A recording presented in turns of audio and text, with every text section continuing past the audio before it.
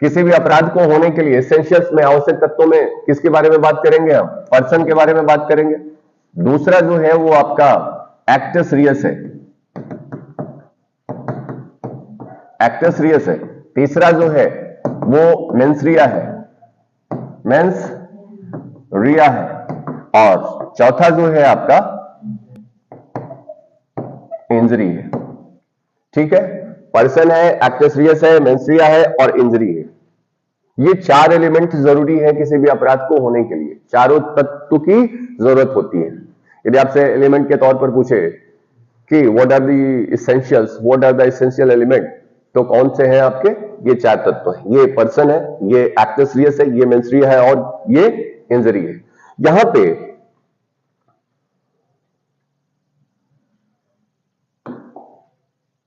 मैं ऑफेंस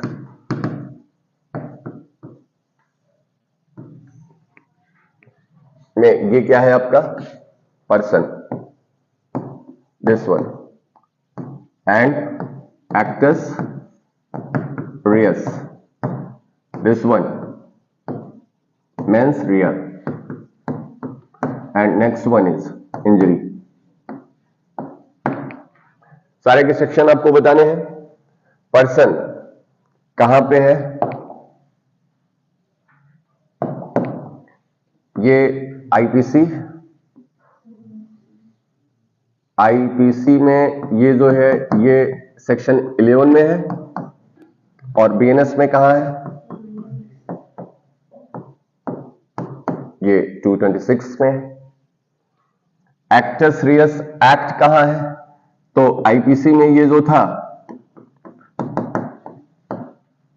32, 33 और ये आपका बीएनएस में देखोगे तो बीएनएस में ये 2(1) में ही आ गया है, एक्ट में आ गया है। और ओमिशन कहां पे है? अभी बाद में हम देखेंगे उसको। ठीक है, और mens Riya is nowhere defined. Injury शब्द जो है वो 44 में थी, यहां पे आईपीसी में कहां थी? ये 44 में थी। और यहां पे कहां है? बीएनएस में 214 में। बोलो बेटा, अभी बहुत परेशान होने की जरूरत नहीं है। अभी आप बहुत ट्रांजिशनल फेज में चल रहे हो, है ना? ट्रांजिशनल फेज आपका क्या है कि अभी आने वाले एग्जाम में हो सकता है कि आपसे आईपीसी के बारे में भी पूछे और सीआरपीसी के बारे में भी पूछ सकता है, बीएनएसएस के बारे में भी पूछ सकता है। तो यदि एग्जैक्ट यदि क्लियर हो जाएगा नोटिफिकेशन से तो उस हिसाब से काम हो जाएगी, लेकिन अभी थोड़े दिन तक इन्हें आपको दिमाग में रखना है। बोलो, तो आईपीसी में ये जो सेक्शन है वो कहां पे है? सेक्शन 11 में है। बीएनएस में ये सेक्शन कहां पे है? 226 में है। एक्टस रियस, यानी ये सिर्फ एक्टस रियस को डिफाइन नहीं करता, ये एक्ट के बारे में बात करता है। किसके बारे में बात कर रहा है? एक्ट के बारे में बात करता है। तो मैं इसे और थोड़ा सा तोड़ दूं तो एक्टस रियस जो है वो दो चीजों से मिलकर के बना हुआ है। एक तो एक्ट से मिलकर के बना है और दूसरा जो है वो किससे बना हुआ है? रियस से मिलकर के बना हुआ। Actus means act, reus means prohibited by law, prohibited by law. तो ये एक्ट को डिफाइन करा गया है यहां पे आईपीसी में 30 और 32 एंड 33, और ये आपका बीएनएस में जो है 2(1) में है। ठीक है, मेंस रिया को डिफाइन नहीं किया गया है आईपीसी में। मेंस रिया को 3 तरीके से लागू किया गया है, वो हम आप बाद में देखेंगे। पहला जो है वो सकारात्मक रूप से यानी पॉजिटिव रूप से लागू किया गया है। दूसरा जो है ये नेगेटिव, कैसा है? पॉजिटिव। और दूसरा कैसा है? नेगेटिव। और तीसरा जो है as a strict liability, as a strict, कठोर दायित्व के तौर पर इसे लागू किया गया, इसे डिफाइन नहीं करा गया। हम समझेंगे कि मेंस रिया है क्या। इंजरी की बात कर रहा हूं। इंजरी जो है वो बताई गई है सेक्शन 44 इंडियन पैनल कोड में और 214 में बताई गई है आईपीसी में। ठीक है, अब मैं पर्सन की बात करूं तो पर्सन यहां पे 2 है। कौन है आपका? एक तो लीगल पर्सन है और कौन है? नेचुरल पर्सन भी है। कौन है? ये कौन हो गया? लीगल पर्सन हो गया, एलपी। मैं लीगल पर्सन बता रहा हूं आपको, यानी विधिक व्यक्ति के बारे में बात कर रहा हूं, लीगल पर्सनालिटी के बारे में बात कर रहा हूं, लीगल पर्सन के बारे में बात कर रहा हूं। और दूसरा जो है वो आपका कौन सा है, नेचुरल पर्सन। कौन है, नेचुरल, प्राकृतिक व्यक्ति जो है। एक तो कृत्रिम है, आर्टिफिशियल है, जिसे लीगल पर्सनालिटी बोला जाता है। जैसे कंपनी है तो कंपनी क्या है, कंपनी लीगल पर्सन है, ये आर्टिफिशियल पर्सन है, ये एक लीगल फिक्शन है। लॉ मान लेता है कि यह व्यक्ति है और इसके द्वारा भी ऑफेंस को कमिट किया जा सकता है। सो द कंपनी और एसोसिएशन और a group of person is a legal person और आर्टिफिशियल पर्सन। और उस पर्सन की श्रेणी में कौन आ रहा है, यहां पे लीगल पर्सन भी आ रहा है पर्सन में, और यहां पे कौन आएगा, नेचुरल पर्सन भी आएगा। अब मैं आपसे बताऊं तो यहां पे लीगल पर्सन में कौन है, कोई भी कंपनी है, क्या है, कोई भी एसोसिएशन है, और क्या है, कोई ग्रुप ऑफ बॉडी भी है, ग्रुप ऑफ बॉडी भी है, ग्रुप ऑफ पर्सन भी हो सकता है, कोई भी हो सकता है। ये क्या है, लीगल पर्सनैलिटी है, ये लीगल पर्सन है, इनके द्वारा भी ऑफेंस को कमिट किया जा सकता है। The offence may be committed by the legal personality। अब आपने नहीं देखा है, बहुत सारी कंपनियां हैं जिन्होंने फ्रॉड करा है, जिन्होंने चीटिंग करा है, जिन्होंने ऑफेंस कमिट करा हुआ है। बहुत सारी ऐसी कंपनियां हैं, बहुत सारे ऐसे एसोसिएशंस हैं, बहुत सारे ऐसे ग्रुप ऑफ बॉडीज हैं आपके, जिनके द्वारा क्या किया जा रहा है, अपराध किया जा रहा है। नहीं हो रहा है, पता नहीं कितनी कंपनियां हैं, उन्होंने खोला ही इसलिए आपके साथ फ्रॉड करने के लिए, चीटिंग करने के लिए। बोलो। दूसरा है नेचुरल पर्सन। दूसरा कौन है आपका, नेचुरल पर्सन में कौन है, तो मैन है। कौन है बेटा, मैन है। और कौन है, वोमेन है। और कौन है, ट्रांसजेंडर है। और कौन है आपका, ट्रांसजेंडर। तो मैन 219 में है, कहां पे है, अब आप इस ग्राफ को बना लीजिए मेरे साथ। आप ये जो है 219 में हो गया आपका, वेरी गुड। वोमेन कहां है, ट्रांसजेंडर कहां है, एग्जैक्टली। तो यहां पे ये मैं सेक्शन जो लिख रहा हूं वो बीएनएस का सेक्शन है आपका। 2 का जो है 19, ये कहां पे है, मैन को बता रहा है। 235 जो है वो किसको बता रहा है, वोमेन को बता रहा है। और ट्रांसजेंडर जो है ये पहली बार इनकॉर्पोरेट किया गया, ये आईपीसी में नहीं था, ये नया है, ठीक है। आईपीसी में ट्रांसजेंडर नहीं था, यहां पे नेचुरल पर्सन में। अब वहां पे आप आईपीसी के बारे में देखोगे तो वहां पे 10 में बताया गया था मैन एंड वोमेन। सेक्शन जो 10 था वहां पे क्या बता दिया गया था, मैन एंड वोमेन के बारे में बात कर दिया गया था। लेकिन यहां पे कभी कभी आप जानते हो, आप प्रीलिम्स एग्जाम में फैक्चुअल क्वेश्चन आपसे ऐसे ही पूछ लिया जाएगा। तो ये जो नेचुरल पर्सन है, नेचुरल पर्सन में मैन है, वोमेन है, ट्रांसजेंडर है। तो मैन को जो बताया गया है वो एनी एज ऑफ मैन जो कि 219 में बताया गया है, एनी एज ऑफ वोमेन जो कि 235 में बताया गया है, और ट्रांसजेंडर जो कि 210 में बताया गया है, ठीक है। और फिर उसके बाद इन्हें याद रखना है आपको, 226 जो है वो पर्सन के बारे में बात कर रहा है। किसके बारे में बात कर रहा है, पर्सन के बारे में बात कर रहा है। तो जनरली मैंने आपसे कहा कि अपराध होने के लिए क्या जरूरी है, अपराध कब हो सकता है और किसके द्वारा हो सकता है। तो अपराध किसके द्वारा हो सकता है, व्यक्ति के द्वारा हो सकता है। तो व्यक्ति में कौन आता है, व्यक्ति में आर्टिफिशियल पर्सन भी आएगा और नेचुरल पर्सन भी आएगा, लीगल पर्सन भी आएगा और आपका नेचुरल पर्सन भी आएगा। नेचुरल पर्सन हम है, मेल, फीमेल और ट्रांसजेंडर। और आर्टिफिशियल पर्सन जो है वो कौन है, कोई भी कंपनी हो सकती है, कोई भी एसोसिएशन हो सकता है, कोई ग्रुप ऑफ बॉडी हो सकती है। बोलो, इतना क्लियर है। अभी एक छोटा सा और ग्राफ देख लो आप। यहां पे इंजरी के बारे में बात करिए, तो यदि हम इंजरी के बारे में बात करेंगे तो वहां पे 4 तरीके की इंजरी होगी। कितने तरीके की इंजरी है, injury of mind, injury of body, तो ये बॉडी हो गई, ये माइंड हो गया, और ये रेपुटेशन हो गया, रेपुटेशन, और ये जो है आपकी प्रॉपर्टी हो गई। बोलो, इसका मतलब कि injury is a harm, injury is a illegal harm. एक इलीगल हार्म है जो कि कॉज किया जा रहा है। किसके द्वारा कॉज किया जा रहा है, पर्सन के द्वारा कॉज किया जा रहा है। और किस पर कॉज किया जा रहा है? आपकी बॉडी पर, आपके माइंड्स पर, आपकी रेपुटेशन पर, आपकी प्रॉपर्टी पर। इसका मतलब यदि किसी पर्सन के द्वारा क्या किया गया हो, कोई एक्ट किया गया हो, किसी पर्सन के द्वारा कोई एक्ट कमिट किया गया हो और ऐसा एक्ट जो है वो गिल्टी माइंड यानी दुराशय के साथ किया गया हो और उस एक्ट के रिजल्ट में कोई इंजरी कॉज हुई हो, तो ये माना जाएगा कि क्या हो चुका है, ऑफेंस कमिट हो गया है। बोलो बेटा क्या हुआ है? तो ये क्या है? पर्सन है। पर्सन ने क्या किया है? कोई एक्ट किया है या ओमिशन किया हुआ है, एनी एक्ट या ओमिशन। बोलो भैया यही तो लिखा हुआ है कि पर्सन ने कोई एक्ट या ओमिशन किया हुआ है और कैसे किया हुआ है? विद द गिल्टी माइंड्स, और उसकी वजह से क्या हुई है? इंजरी।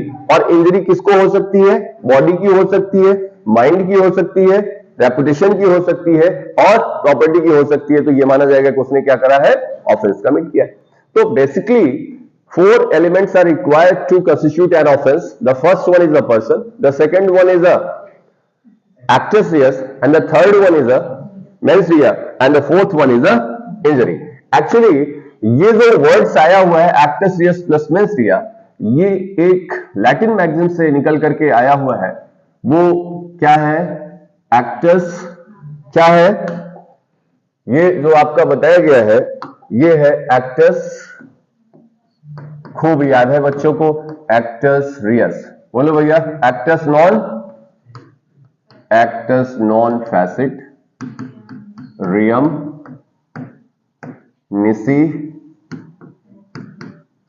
Mains sit rea. याद हो पाएगा? Actus non facit reum nisi mens sit rea. So this Latin magazine is the basis of these 2 elements. ये बेसिस है एक्टस रियस और मेंस रिया का, जो बेसिस है वो ये है आपका। और ये कह रहा है कि कोई भी बात अपराध नहीं होगी जब तक कि उसे गिल्टी माइंड के साथ नहीं किया जाए। Nothing is an offence which is done without the guilty mind. वो बात जो है बिना यदि गिल्टी माइंड के किया गया है तो वो बात अपराध नहीं होगी। इसका मतलब क्या है कि कोई भी कार्य जब तक दूषित मन के साथ नहीं किया जाएगा, किसके साथ नहीं किया जाएगा? गिल्टी माइंड के साथ नहीं किया जाएगा, तब तक वह बात अपराध नहीं हो सकती है। हम सारे एलिमेंट्स को, एक्टस रियस और मेंस रिया को अलग अलग डील करेंगे, ठीक है?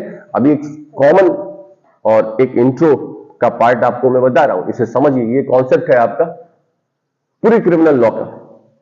और ये जो आया है आपका, कहां से निकल करके आया है? ये जो बात आई है ये कहां से निकल करके आई है? Very good, रियम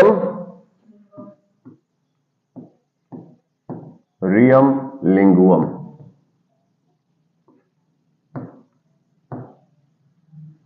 non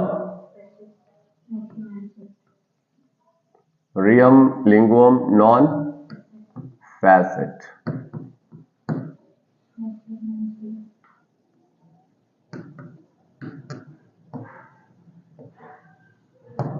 Mens rea.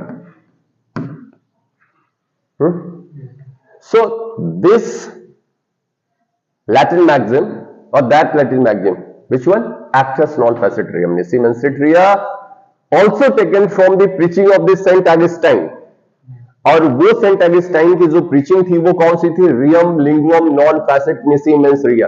ये मैं बहुत कॉम्प्लिकेट नहीं कर रहा हूं, ये पूछा गया है, एक बार मैं आपको बता दूं आपको, ठीक है? अब ये मत सोचिए यहाँ पे ये बहुत गंभीर बात हो जा रही है। ये जो है ऑलरेडी एग्जाम में पूछ चुका है कि हु हैज स्टेटेड दिस, तो ये सेंट अगस्टाइन का स्टेटमेंट था, ठीक है ना? जुडिशरी में नहीं पूछा गया, नो डाउट, लेकिन हो सकता है पूछ ले कि ये आपकी acts non facit reum nisi mens sit रिया जो है वो कहां से आई हुई है। तो आपको ये बताना होगा कि ये रियम लिंगुअम नॉन फैसिट निसी मेंस रिया से आई हुई है और ये सेंट अगस्टाइन की प्रीचिंग से आई है। सेंट अगस्टाइन को आप समझ रहे हैं? सेंट अगस्टाइन ब्लाइंड एज के समय के हैं। कहां पे? अंध युग, जब जूरिस्प्रूडेंस में और लॉ का डेवलपमेंट हो रहा था। तो सबसे पहले एथेंस में, एथेंस के बाद फिर आपका जो है स्टोइक सेरा आता है। स्टोइक सेरा में सब आप जानते हो, स्टोइक सेरा में कौन है आपके? अरिस्टोटल है आपके, सोक्रेटिस है, प्लेटो है, अरिस्टोटल है, ये स्टोइक सेरा है। फिर रोमन एरा आता है। तो एक क्रोनोलॉजी जब पढ़ोगे तो उसी में आपका कौन सा आता है? ब्लाइंड एज, अंध युग बोला जाता है। और उसी समय के हैं सेंट अगस्टीन, और सेंट अगस्टाइन जो है उनकी प्रीचिंग से ये निकल करके आता है और ये बताया गया है कि कोई भी व्यक्ति जब तक दूषित मन के साथ कार्य नहीं करता है तब तक वह व्यक्ति उस अपराध के लिए दोषी नहीं माना जाएगा। बात समझ पाया? तो इसका मतलब एक्ट होना चाहिए विद द गिल्टी माइंड्स। किसके साथ होना चाहिए? एक्ट भी हो और क्या हो, गिल्टी माइंड हो, और उसका रिजल्ट आना चाहिए। बॉडी है, माइंड है, रेपुटेशन है, और माइंड रेपुटेशन को क्या हो रहा है? इंजरी कॉज हो रही है, इलीगल हार्म हो रहा है बेटा। क्या हो रहा है? तो यहां इतनी बात जो है वो क्लियर है आपकी। पहली चीज मैंने आपसे क्या बताया, ऑफेंस क्या है। ऑफेंस में 4 एलिमेंट्स हैं। How many elements are there? 4। याद हो गया? पर्सन, पर्सन में कौन है? नेचुरल पर्सन है और लीगल पर्सन है। लीगल पर्सन में कौन है? कोई भी कंपनी है, कोई ग्रुप ऑफ बॉडी है, कोई एसोसिएशन है। या नेचुरल पर्सन में मैन है, वुमेन है, ट्रांसजेंडर है। यहां पे मैन में कौन आ रहा है? मैन में मैंने बताया कि पहली सांस ले लिया है और अंतिम सांस के पहले तक ऑफ एनी एज, किसी भी एज का, यहां पे एडोलसेंस नहीं है, यंग एज नहीं है, यहां पे ओल्ड एज नहीं है, यहां पे चाइल्डहुड नहीं है, यहां पे सिर्फ और बता दिया यदि मेल है तो मेल का मतलब ऑफ एनी एज, फीमेल है फीमेल ऑफ एनी एज। ये क्लियर है यहां पे। एंड अगेन वुमेन के बारे में भी यही बात बताई गई है और ट्रांसजेंडर के बारे में बता दिया गया कि जो ट्रांसजेंडर एक्ट जो आपका 2016 का आया है उसमें जो डिफाइन है वो है। फिर उसके बाद इंजरी के बारे में बात करें तो 4 तरीके की इंजरी है आपकी। ये पहले 4-4 में था, मैं ऐसा ही याद करा देता था, तो 4 और 4 तो 44 था आपका। तो 4 इंजरी है आपकी, 4 and 4, ठीक है ना। तो 4 कौन सा है आपका? बॉडी का है, माइंड का है। तो बॉडी यानी आपके शरीर की, आपको इंजरी कॉज किया जा रहा है, मार दिया है, हाथ पैर टूट गया है, आंख टूट गई है, कान फट गए हैं आपके, ठीक है, ये बॉडी की इंजरी कॉज हो रही है। माइंड की इंजरी हो रही है, मेंटल हैरेसमेंट हो रहा है आपका, मेंटल ट्रॉमा, मेंटल स्ट्रेस आपको दिया जा रहा है। एंड अगेन रेपुटेशन, आपके चरित्र के, आपके कैरेक्टर्स के बारे में इंजरी कॉज किया जा रहा है। And the next one is आपकी प्रॉपर्टी, आपकी जो प्रॉपर्टी है, जो संपत्ति है, उसे क्या किया जा रहा है? इंजरी कॉज किया जा रहा है। इसका जो रिजल्ट हो एक्ट या ओमिशन का, वो इन पर पड़ रहा हो, तब ये माना जाएगा कि क्या हो गया है? ऑफेंस हो गया। It is not necessary in all kinds of offences. ये जरूरी नहीं, हर तरीके का अपराध में आवश्यक नहीं है। क्या नहीं आवश्यक है? कि हर जगह इंजरी हो, ये जरूरी नहीं है, ठीक है। एक चीज ये देख लीजिए आप, तो मैंने आपसे कहा कि ये जो अपराध है आपका फिजिकल टू, ये क्या है? पर्सन है, प्लस क्या है? मेंस्ट्रिया एमआर, प्लस क्या है? एआर, प्लस क्या है? इंजरी। बोलो बेटा, ये क्या है आपका? ये ऑफेंस है। क्या है? ऑफेंस। तो ये कंप्लीट ऑफेंस कहा जाता है। इन्हें कौन सा ऑफेंस कहोगे आप? कंप्लीट ऑफेंस कहेंगे आप। लेकिन सिर्फ पर्सन है, प्लस एमआर है, प्लस एआर है, और इसमें इंजरी का एलिमेंट नहीं है, तो ये ऑफेंस जो होगा ये इनकोएट ऑफेंस बोला जाता है।